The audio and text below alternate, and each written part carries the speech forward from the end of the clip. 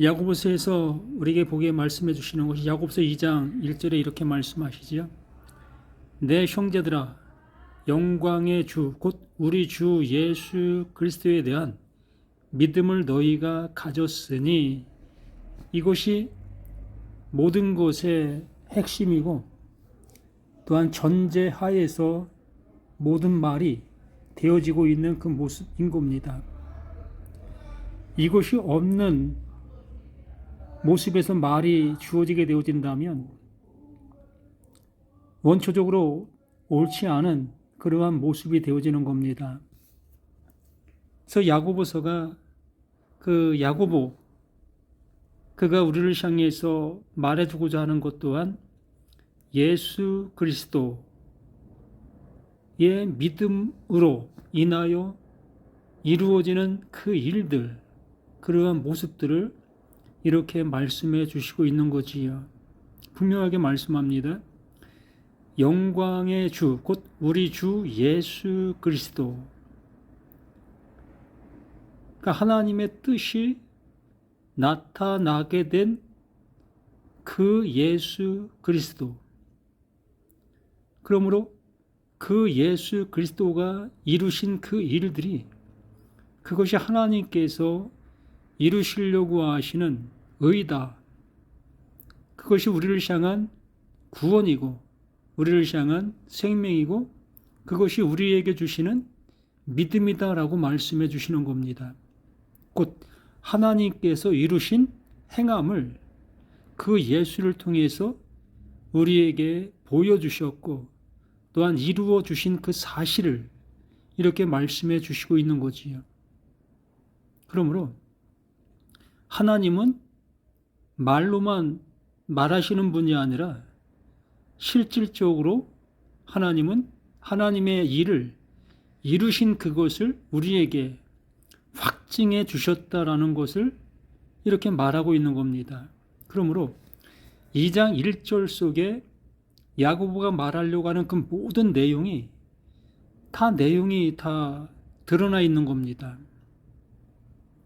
이걸 우리가 바르게 알게 되어지면 그 이하의 그 모든 말씀이 무엇을 말하려고 하고 있는지를 당연히 알 수 있는 거 아니겠습니까? 명확하게 우리에게 하시는 말씀이 영광의 주 예수 그리스도에 대한 믿음, 이 믿음을 너희가 가졌다. 너희가 가졌으니, 이걸 가진 자입니다. 이걸 가진 자가 어떠한 모습 속에서 믿음이 있는 자다라고 얘기를 하는 거지요. 결과적으로 우리의 어떠한 수고와 우리의 어떠한 모습으로 되어지는 그 모든 것들이 아니라 하나님께서 우리에게 넣어주신 그 완성된 그것을 가진 자, 그것이 존재하는 자가 그 하나님의 그 구원에 이르게 된 그 존재다라고 말씀해 주는 겁니다. 그렇게 말씀해 주시면서 이렇게 말씀해 주시는 거예요. 믿음을 너희가 가졌으니 사람을 차별하여 대지 말라. 사람을 차별하여 대하지 말라. 결과적으로 우리는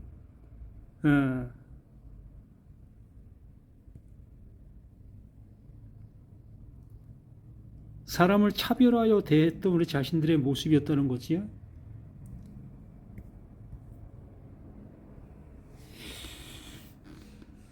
그러니까 하나님께서는 하나님이 하시는 그 일들을 이렇게 차별성을 주시지 아니하고 모든 사람에게 동일한 그 모습으로 은혜를 주시고 긍휼을 베풀어 주시고 계셨다라는 얘기입니다.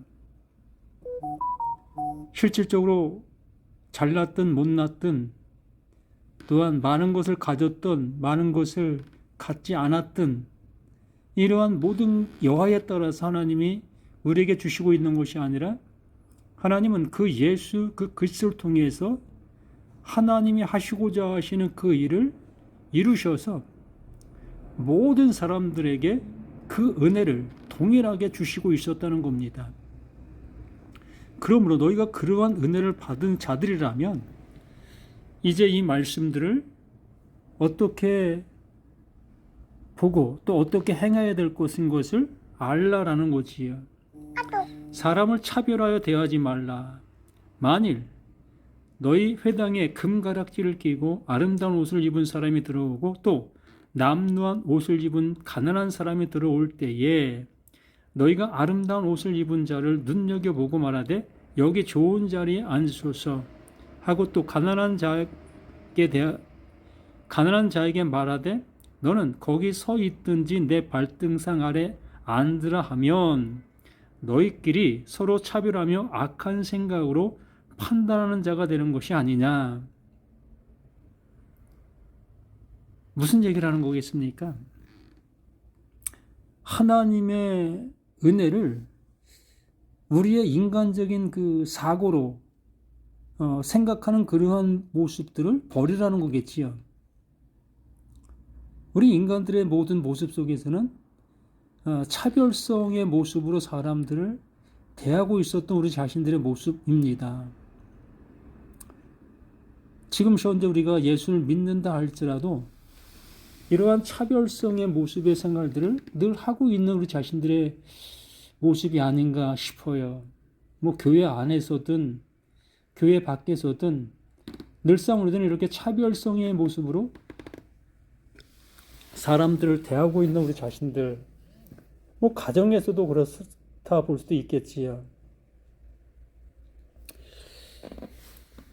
이렇게 여기에서 그 야고보 사도는 우리에게 말하고 있는 것이 사람을 이렇게 차별하고 있는 이 모습이 잘못된 모습이 아니냐.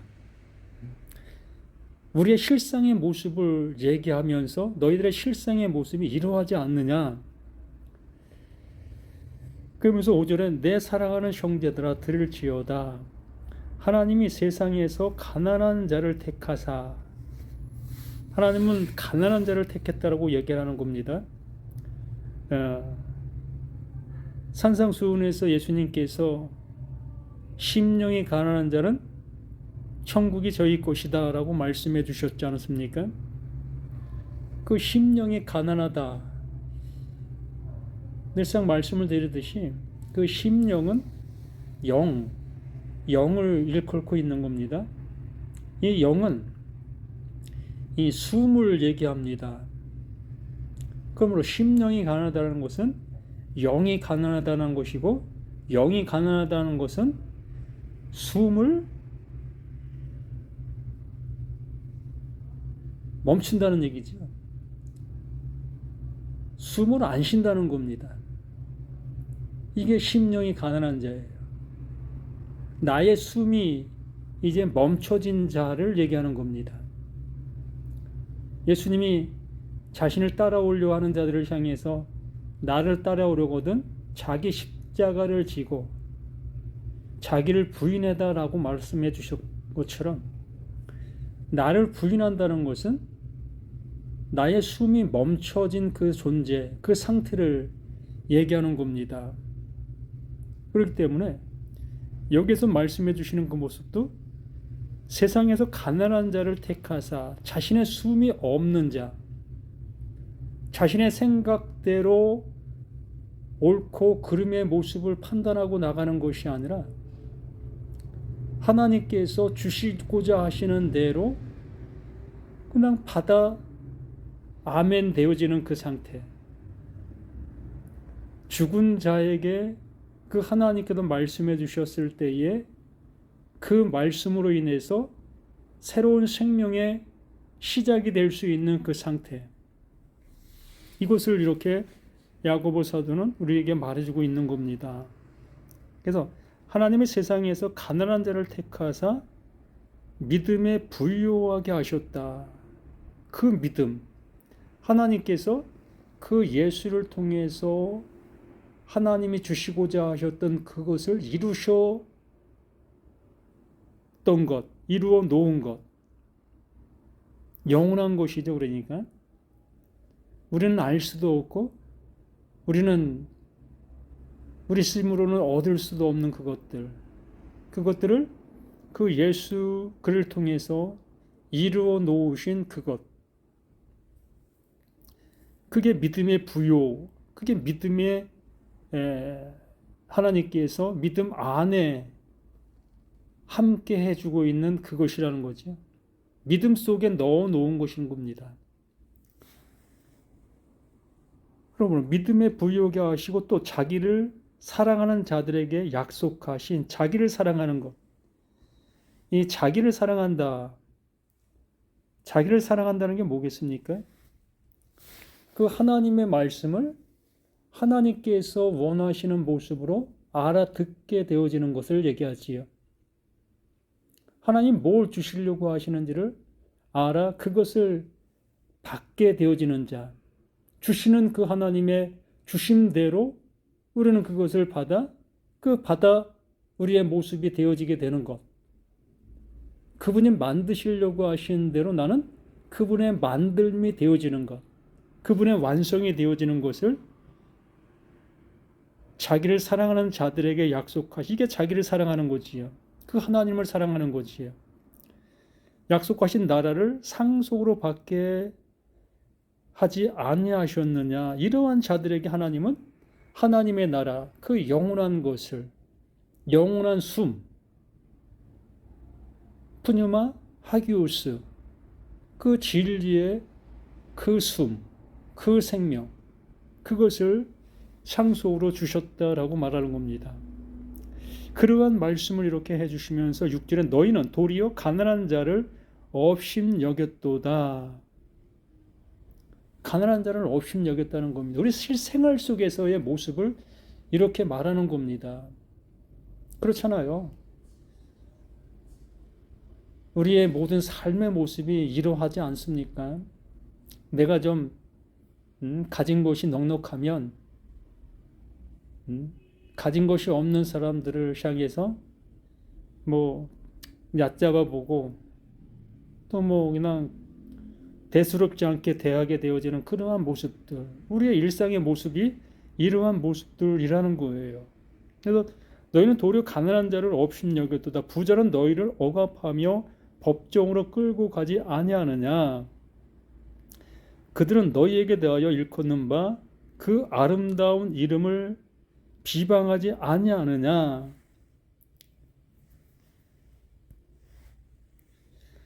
너희가 만일 성경에 기록된 대로 이제 성경에 기록된 대로 내 이웃 사랑하기를 내 몸과 같이 하라 하신 최고의 법을 지키면 잘하는 것이 아니거니와 잘하는 것이라는 거지요.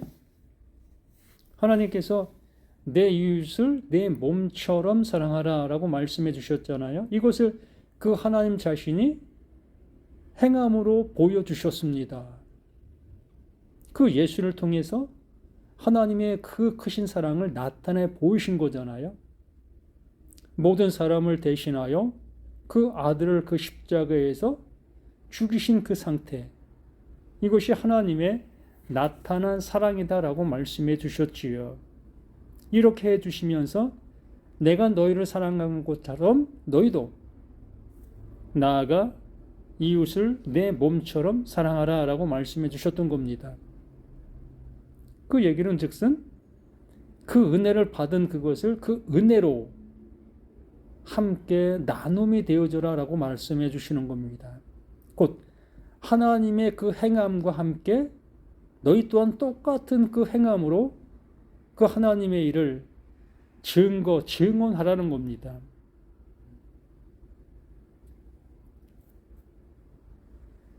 그러면서 여기 말합니다. 만일 너희가 사람을 차별하여 대하면 죄를 짓는 것이다. 이것이 죄를 짓는 것이라는 겁니다. 하나님의 말씀을 내가 들었다라는 그 모습 속에서 이것은 옳은 것, 저것은 그른 것, 이건 복받는 일, 이거는 저주받는 일, 이렇게 우리는 이 하나님의 말씀을 저울질하는 그러한 모습들, 내게 필요하면 듣고 내게 필요치 아니하면 나와 상관없는 것으로 여기는 그러한 것, 이러한 것들이 차별하고 있는 그 모습이라. 이것이 죄다라고 얘기를 하는 겁니다.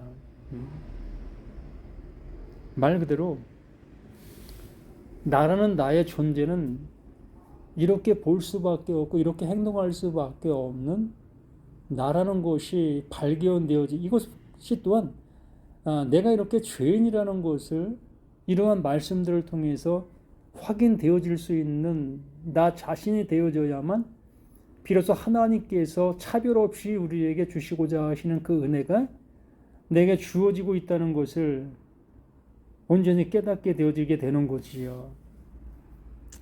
그러면서 이 사람을 차별화 대하면 죄를 짓는 것이니 율법이 너희를 범법자로 정죄하리라. 이렇게 우리는 내 눈으로 보여지는 그 모습에 따라 내가 판단하게 되어지는 이 모습을 이게 죄다라고 얘기하면서 그 율법은 바로 나를 향해서 화를 쏘게 되는 겁니다. 너 봐. 너 그렇게 그러한 모습이 있잖아. 그러면서 어떻게 하나님을 믿는다 할 수 있겠어? 라는 그 모습으로 그 율법은 나를 향해서 화를 쏘게 되어지는 거지. 그래서 또한 난 그 화를 안 맞으려고 또 발버둥 치고 있는 우리 자신. 이게 죄다라고 얘기를 하는 겁니다. 그러면서 10절에 누구든지 온 율법을 지키다가 그 하나를 범하면 모두 범한 자가 되나니 지금 뭘 지금 계속해서 말하고 있는 겁니다. 행함이 무엇인지를 말하기 위해서 계속 이 전조 조건의 모습을 얘기해주고 있는 거예요. 누구든지 온 율법을 지키다가 그 하나를 범하면 모두 범한 자가 된다. 이렇게 완벽한 자가 되어야 되는데 우리는 완벽한 존재가 되지를 못하고 있는 우리 자신들 나라면 우리는 입을 닫아야 될 우리 자신들이라는 겁니다. 말 그대로 숨을 멈춘 자가 되어야 되는 거지요. 바로 죽은 자가 되어져야 되는 그 상태라는 겁니다. 이 말씀들을 내가 바르게 듣게 되어지면 나는 입을 다물 수밖에 없고 내 숨은 결국엔 죽음으로 가는 숨이구나 라는 것을 알게 되지 않겠습니까? 그러면서 11절에 간음하지 말라 하시니가 또한 살인하지 말라 하셨은즉 내가 비록 간음하지 아니하여도 살인하면 율법을 범한 자가 되느니라. 하나의 전제의 모습을 얘기하는 겁니다. 율법이 유대인들이 정해놓은 그 모든 이 속법까지 근 600가지가 넘는데 그 600가지 안에 그걸 조금도 흠 없는 모습으로 잘 지켜야 되는데 어느 누가 그걸 다 지킬 수가 있겠습니까? 결국에는 우리는 다 그 율법의 정죄를 받을 수밖에 없는 우리라는 것을 이러한 모습으로 이 야고보는 우리에게 얘기해주고 있는 겁니다. 그러면서 12절에 너희는 자유의 율법대로 심판을 받을 자처럼 말도 하고 행하기도 하라. 자유의 율법, 정죄의 율법이었습니다. 그래서 나라는 나를 이제 그 정죄 율법을 통해서 알게 되고 내 입이 닫아지고 내 숨이 멈춰진 그 모습이 되어졌죠. 어떤 율법을 통해서? 그 정죄의 율법을 통해서 내가 애쓰고 힘썼던 그 율법이 나를 향해서 활을 쏘게 되어지게 됐을 때 그 활로 내가 내 심장에 맞게 되어지니까 나는 그 율법을 통해서 죽게 되는 겁니다. 죽게 되어지니까 더 이상 그 율법은 죽은 자를 향해서 활을 쏠 이유가 없어지게 되는 거지요. 그렇게 되어지게 됐을 때에 너희는 자유의 율법대로 심판을 받을 자처럼 말도 하고 행하기도 하라. 우리는 그 율법의 정죄 율법에 완전하게 정죄를 받을 수밖에 없는 나라는 것을 비로소 알게 되어지니까 이제 그 율법의 긍휼, 그 율법을 통해서 이루시는 그 하나님의 긍휼, 이게 자유의 율법이 되는 거지요. 야고보서 3장에 말씀해 준 것처럼 자유케 온전한 율법을 들여다보고 있는 자는, 자유의 율법, 온전케 하는 율법을 들여다보고 있는 자는 듣고 잊어버리는 자가 아니고 듣고 행하는 자, 그 율법이 내 안에서 이제 집이 되어지는 그 상태가 되어진다는 겁니다. 그것이 내 안에서 이룸의 상태가 되어졌다는 거죠. 그게 자유의 율법이라는 겁니다. 그러므로 자유의 율법들 심판을 받을 자처럼 말도 하고 행하기도 하라. 긍휼을 행하지 아니하는 자에게는 긍휼 없는 심판이 있으리라.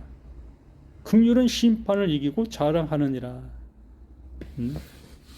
정죄의 율법, 그 정죄의 율법을 받게 되어진 자라는 것을 알게 되어지니까 그 정죄의 율법이 변하여 긍휼의 법이 되는 겁니다.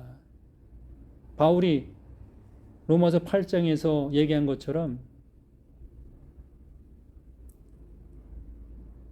성령의 법이 죄와 사망의 법에서 너희를 해방하였다. 우리는 그것이 정죄의 법이었던 겁니다. 정죄의 율법이었는데 정죄의 율법에 내가 완전한 정죄를 받게 되어지니까 완전한 정죄를 받은 그것이 곧 성령의, 생명의 성령의 법이었다는 겁니다. 그것이 나를 살게 할 수 있게 되는 유일한 법이었다는 거지요. 죽게 하는 그 율법이 도리어 나를 살게 하는 법으로 바뀌게 되어지는 찰나의 모습인 겁니다. 이것을 우리에게 이렇게 말씀해 주는 거예요. 긍휼 없는 심판이 있으리라. 긍휼은 심판을 이기고 자랑하느니라. 그러면서 이제 14절에 내 형제들아 만일 사람이 믿음이 있노라 하고 행함이 없으면 무슨 유익이 있으리요? 그 믿음이 능히 자기를 구원하겠느냐? 무슨 얘기를 하는 겁니까? 14절 이전에 그 하나님께서 어떻게 일하셨는가의 모습을 말하고 있는 거 아닙니까? 하나님께서 그 율법의 그 정죄로만 모든 것을 행하신 그 하나님이 아니라 그 율법의 정죄를 통해서 하나님의 긍휼을 베푸시려고 하신 하나님의 행함, 하나님의 사랑이 그 안에 존재하고 있었다는 것을 말씀해 주셨던 거잖아요. 그렇게 말씀해 주시고 나서 이 14절 말씀을 해 주고 있는 겁니다. 내 형제들아 만일 사람이 믿음이 있노라 하고 행함이 없으면 무슨 유익이 있으리요? 내 삶의 모습 속에서 정말 믿음이 있노라 하고 행함이 없는 그 모습이 내 삶이라면 그것이 무슨 유익이 있겠느냐라는 겁니다. 실질적인 나의 모습을 적나라하게 폭로시키는 거예요. 너희가 이렇게 살고 있는데 이러한 모습이 무슨 그게 무슨 구원이 되겠고 그것이 무슨 하나님의 긍휼이 있을 수 있겠느냐. 그건 아직도 정죄의 그 율법을 통해서 온전한 정죄를 받지 못한 그 상태적인 그 모습 속에 있는 그 모습인 거지요. 그래서 15절은 만일 이 14절 말씀을 다시 한번 설명해 주는 겁니다. 아니 14절 이하의 이전의 그 말씀들을 적나라하게 다시 한번 나의 실생활의 모습을 통해서 얘기해 주고 있는 거지요. 만일 형제나 자매가 헐벗고 일용할 양식이 없는데 너희 중에 누구든지 그에게 이르되 평안히 가라, 덥게 하라, 배부르게 하라 하며 그 몸에 쓸 것을 주지 아니하면 무슨 유익이 있겠느냐.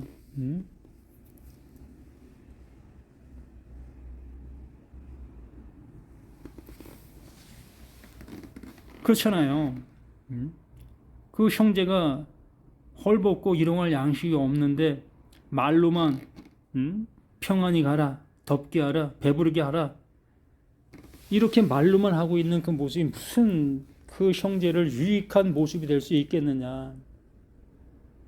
하나님께서 율법을 주시고 그 율법을 지켜라 지켜라 지켜라만 하고 있다면 거기에 어떻게 구원이 있을 수 있겠느냐는 거지요.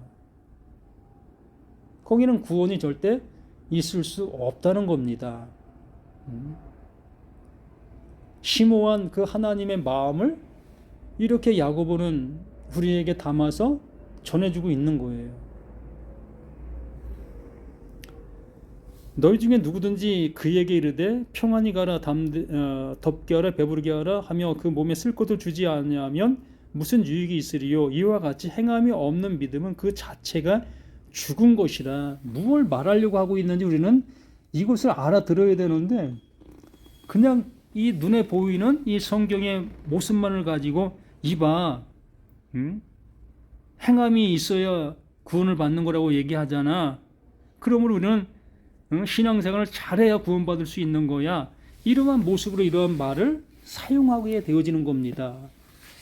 정말 우리는 앞에서부터 하나님의 말씀을 잘 들어오고 들어왔다면 이 17절 말씀 같은 것이 무엇을 말하고 있는지를 명확하게 알아들어 그렇지, 그렇지, 그 행함이 없는데 어떻게 구원이 있을 수 있겠어? 의 모습으로 그 하나님께서 이루신 그 은혜 앞에 탄복할 수밖에 없지 않겠습니까? 그 하나님은 우리를 정죄하는 율법을 주셨고 그 율법을 통해서 우리의 나라는 내가 그 정죄를 받게 되어졌을 때 비로소 그 하나님은 긍휼, 그 예수를 통해서 영원한 긍휼을 주시고 있었던 그 모습, 이게 하나님의 은혜가 존재하고 있었다는 것을 이렇게 역설적으로 우리에게 이 말을 통해서 알게 해주고 있는 겁니다. 18절에 어떤 사람은 말하기를 너는 믿음이 있고 나는 행함이 있으니 행함이 없는 내 믿음을 내게 보이라. 나는 행함으로 내 믿음을 내게 보이리라 하니라. 이건 실질적인 우리의 삶 속에서 나타날 수 있는 이런 현상이잖아요. 말로만 형제에게 왜 배고프고 있어? 가서 빵 사 먹지. 가서 라면 삶아 먹지. 왜 여기 왔어? 집에 가서 그거 해 먹어. 이렇게 말하고 있는 그 모습, 이게 믿음만 있는 그 모습이다라고 얘기를 하는 겁니다. 또한 하나님께서 율법만 주신 그 모습 속에 율법의 하나님으로만 알고 있는 그 모습인 거예요. 나를 올가 매기기 위해서 너 십계명 지켜, 또 하나님 앞에 11조 해, 하나님을 향해서 열심을 내, 죽자 살자 그 하나님을 예배해, 이러한 그 모습의 말씀으로만 하고 있는 그 하나님이라면 여기 말하는 그 모습처럼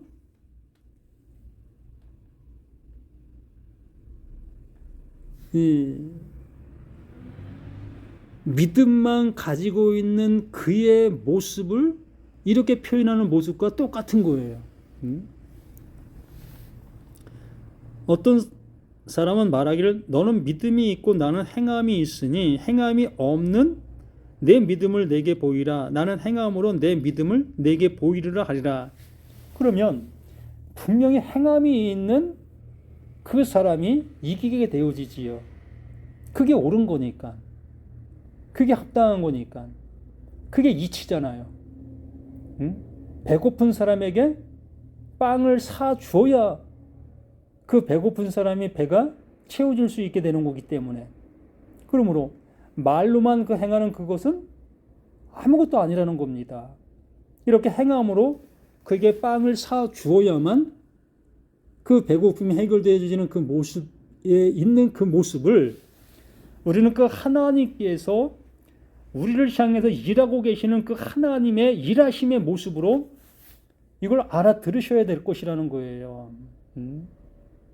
우리를 아프게 하고 우리를 힘들게 하는 율법을 주신 그 하나님으로만 바라보고 그 하나님의 그 율법을 지키려고 발버둥치는 내 입장 속에서 그 하나님을 바라보고 있다면 하나님은 나를 향해서 진노를 주시려고 계시는 그 하나님으로 보게 될 것이라는 겁니다. 그러나 그 진노의 그 율법을 통해서 내가 정죄를 받게 되어지게 됐을 때 그 정죄를 나에게 돌리지 아니하시고 그의 아들 그 예수 그 그리스도에게 전가시켜 주시잖아요. 대속해 주시잖아요.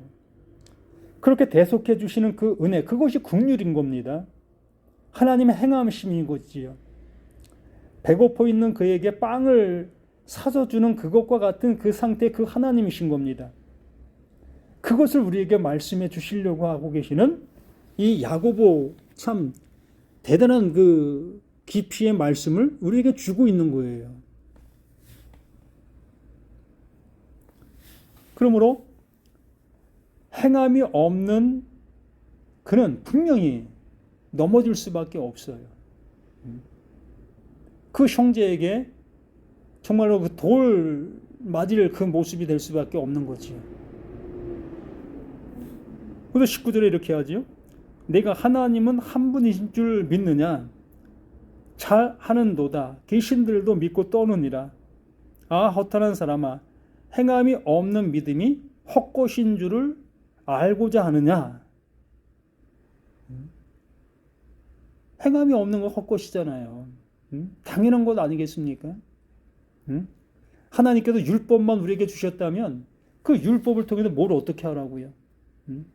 그게 구원을 주실 수가 있습니까?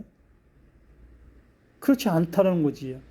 분명히 그 율법을 통해서 그 율법 안에 하나님의 긍휼이 존재하고 있었다는 것을 우리에게 알려주시고 있는 이 야고보. 우리 자신 또한 그 율법을 통해서 그 하나님의 그 긍휼하심을 입은 자가 되어져야만 비로소 이 말씀들을 바로 이걸 우리에게 알게 해주시고 있는 이 말씀들이라는 것을 알게 되어지는 겁니다.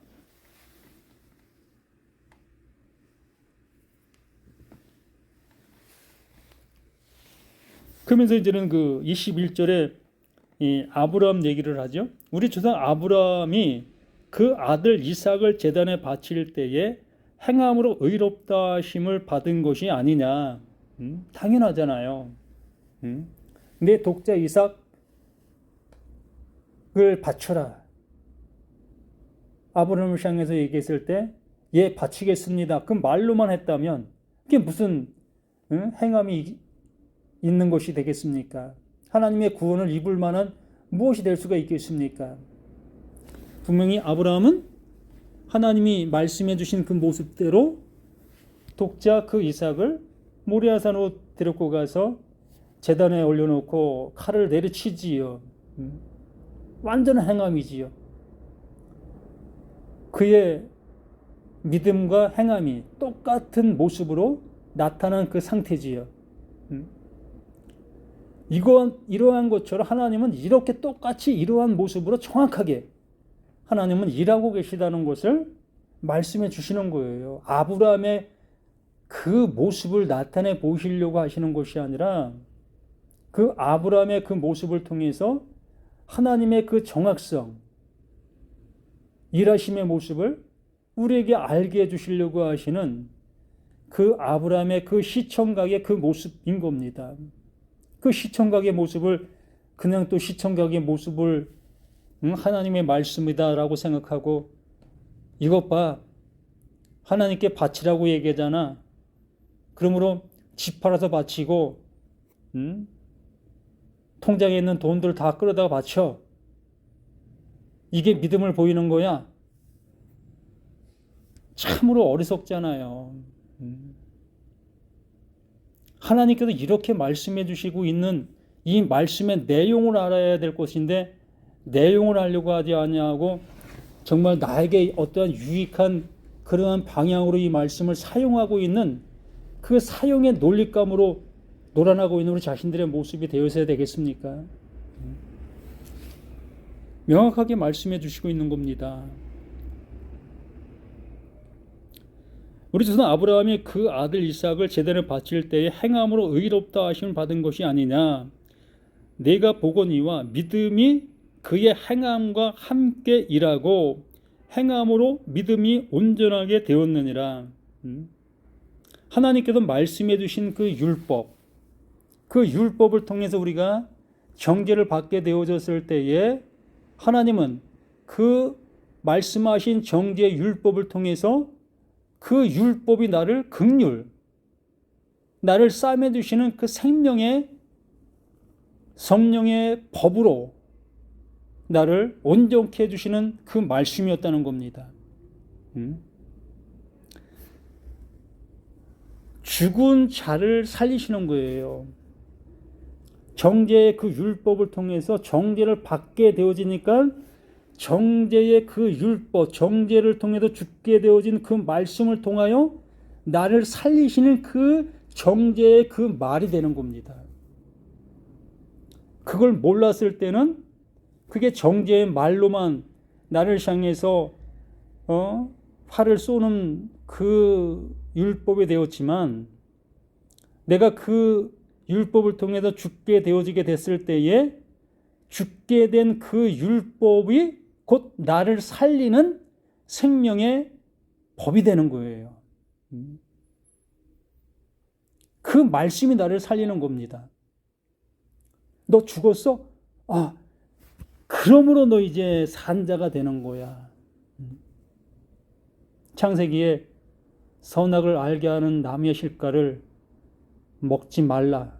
먹으면 정령 죽으리라. 그거 우리는 정죄의 율법으로 보았고 그 율법을 먹었던 거지요. 그걸 온전히 먹게 되어지니까 비로소 그 죽게 대한 그 법이 나를 살게 하는 그 법으로 바뀌는 거예요. 무투, 타, 무투. 죽으면 영원히 죽지 않는 그 죽음으로 죽게 될 거다. 우리는 죽지 않으려고 애썼잖아요. 근데 바르게 알고 바르게 죽게 되어지면 그 죽음이 영원히 죽지 않는 그 죽음을 죽는 거예요. 너무 어렵지요?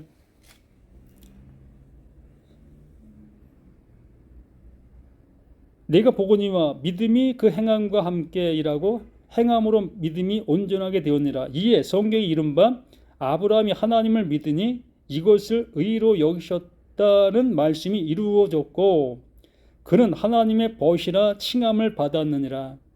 왜? 하나님의 말씀을 그는 행함의 모습으로 그대로 순종했던 그 모습이었기 때문에 이걸 통해서 그 하나님께서 바로 나라는 나에게 우리라는 우리에게 동일하게 이루어 주시고 계시는 하나님이신 것을 나타내 보이시고 계시는 거예요. 그래서 우리는 이 말씀을 통해서 우리는 그 하나님을 만나야 되는 겁니다. 그 하나님을 알아야 되는 거예요. 그래서 요한 사도가 영생은 유일하신 참 하나님과 그가 보내신 자 예수 그리스도를 아는 것이 영생이다라고 말씀해 주셨던 거예요. 또 예수도 수없이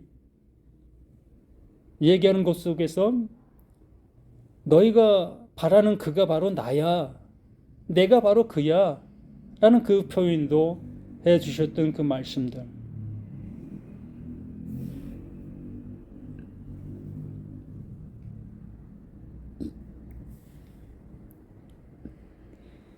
그래서 24절 이로 보건대 사람이 행함으로 의롭다 하심을 받고 믿음으로만은 아니니라.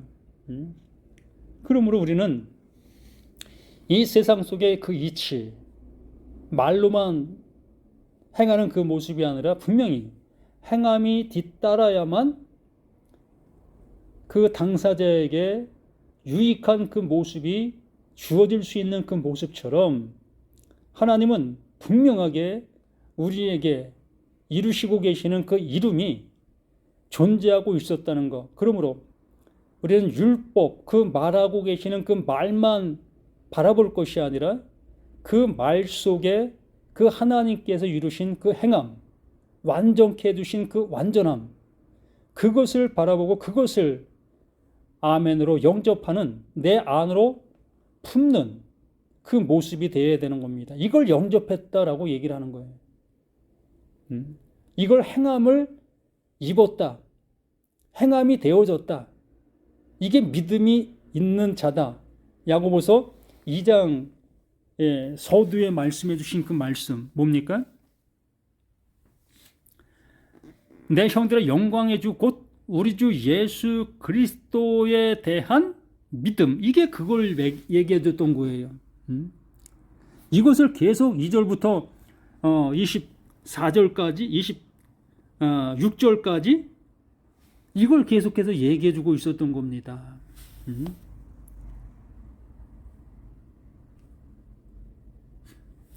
그래서 26절에 25절부터 또 이와 같이 기생 라합이 사자들을 접대하여 다른 길로 나가게 할 때에 행함으로 의롭다 하심을 받은 것이 아니냐. 똑같은 얘기를 이 아브라함이나 이 기생 라합이나 똑같은 얘기를 하나님이 하시고 있는 그 일을 우리에게 알게 해주시고자 시청각의 모습으로 이 야고보는 사용하고 있었던 겁니다. 그러면서 26에 영혼 없는 몸이 이 숨이 없는 몸이 죽은 것 같이, 숨이 없는데 무슨 산 겁니까? 숨을 못 쉬는 것은 죽은 거잖아요. 이걸 얘기하는 겁니다. 숨이 없는 몸이 죽은 것 같이 행함이 없는 믿음은 죽은 것이니라. 행함이 없는, 명확하게 행함이 없는 믿음은 죽은 거다. 그 하나님께서 그 예수를 통해서 이루신 그 은혜가 없는 그 모습이라면 그건 죽은 거지 뭐 산 게 아니다. 나를 시작해서 정죄하고 있었던 그 율법이 정죄하는 그 율법으로만 남아있는 그 모습이라면 우리는 구원에 이를 수조차가 없는 거예요. 하나님과 아무 상관이 없는 겁니다. 아니, 하나님의 긍휼과는 전혀 상관이 없는 모습에 있는 거예요. 그러므로 그 율법을 통해서 내가 온전한 정죄를 받게 되어진 그 상태가 비로소 하나님의 긍휼이 내게 주어지게 되어지는 은혜가 받을 수 있는 그 존재가 되는 거예요. 이게 복음의 시작입니다. 이게 태초가 되는 거예요. 이게 성경의 시작이 되는 겁니다. 그러면 성경의 시작도 안 되어진 사람들이 어떻게 하나님의 뜻이 이루어져 나갈 수가 있겠습니까? 그럼 우리 모두가 이 말씀을 뭐 행함으로 구원받는다는 그러한 그 표현의 모습으로 이 말씀들을 바라볼 것이 아니라 하나님께서 나를 통해서 나에게 행해 주시고 있는 하나님의 그 의가 나에게 어떻게 주어지고 있는가의 모습으로 이 말씀들을 들을 수 있는 우리 모두가 되기를 예수님의 이름으로 부탁을 드립니다.